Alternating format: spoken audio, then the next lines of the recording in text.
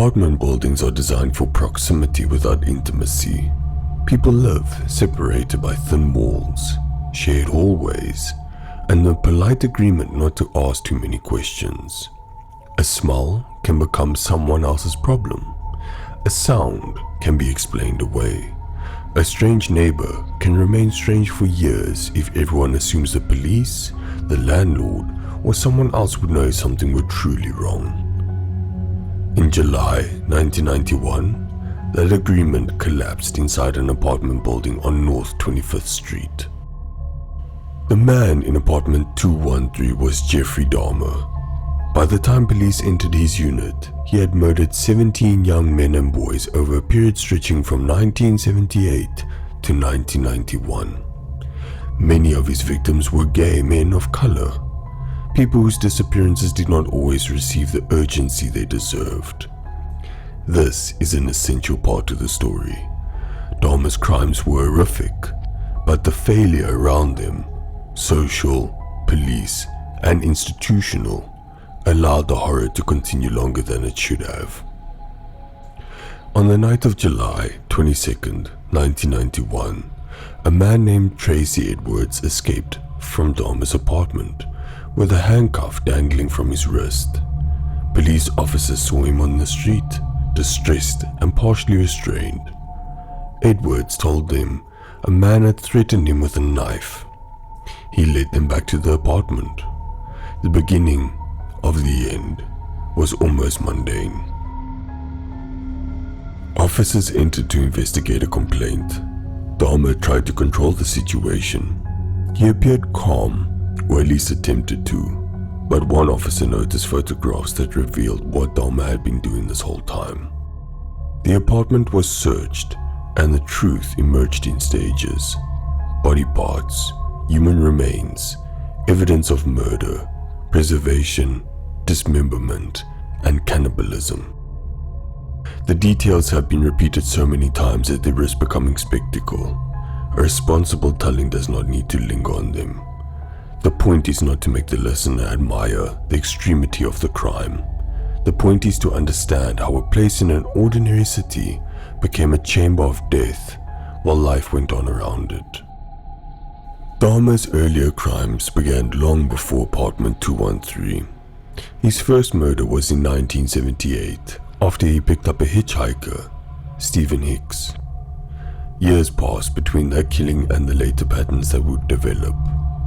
Dahmer moved through jobs, family homes, bars, and apartments.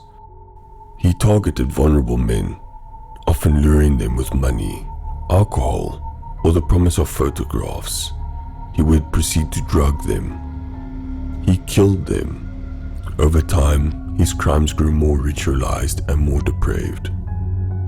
But through his final period, this is the one that burns brightest in public memory, because it happened in a place so full of warning signs. Neighbors complained about smells. People noticed strange behavior.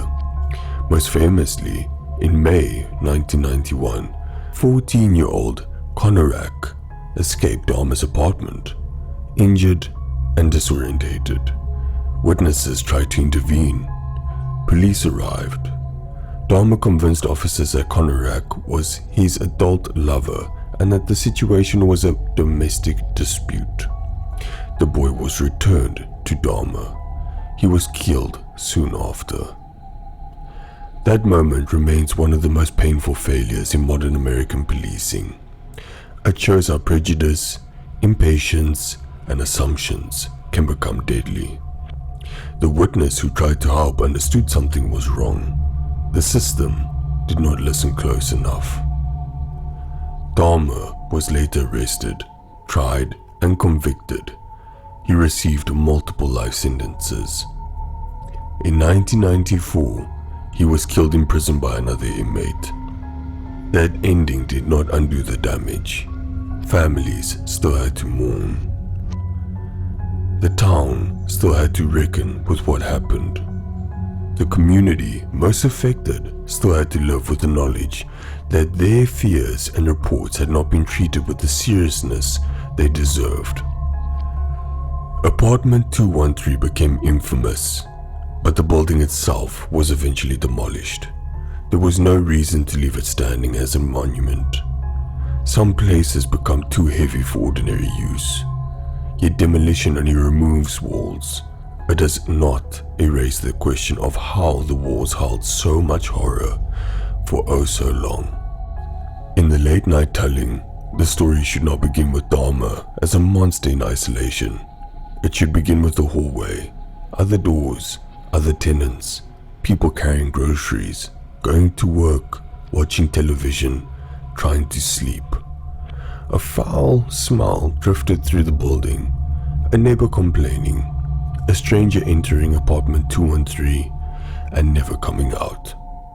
This is where the fear lives, not in the idea that evil is always obvious, but in the possibility that it can be hidden behind a locked door in a place full of people. Dahmer himself has often been turned into content, documentaries, dramatized, interviews, mugshots, and endless retellings. But the center of the story should be the victims: Stephen Hicks, Stephen Toomey, James Doxter, Richard Giro, Anthony Sears, Raymond Smith, Edward Smith, Ernst Miller, David Thomas, Curtis Straughter, Errol, Tony, Conrack, Matt, Jeremiah, Oliver, Joseph. Their names are part of what matters. Each name represents a life narrowed by the public into the fact of how it ended. Each had a family. Each had a body before it became evidence, a voice before it became a testimony. Dahmer stole more than life. He stole the way those men and boys would be remembered. When Tracy Edwards escaped, he did not only save himself, he opened the door to the truth. He forced the private nightmare into public view. Without that escape, there may have been many, many more names added to that list. The officers who entered that night saw what no one else should see. FBI summarized later described the apartment in language that should almost sound unreal, as if investigators had stepped into a horror film set. But at the end of the day, this was not a set. It was a rented apartment in a small city. And that is the final horror. A city does not need a haunted mansion. A serial killer does not need a remote cabin. Sometimes the worst roommate in America is upstairs, at the end of a hallway, behind a door neighbors have walked past 100 times. Jeffrey Dahmer's case has remained a hot topic, not because the facts are unknown, but because they are almost impossible to reconcile with the number of times he came close to being stopped. The horror of apartment 213 is not only what police eventually found there. It is that the chain of missed warnings, ignored fears, and failed intervention is what led to allow him to continue.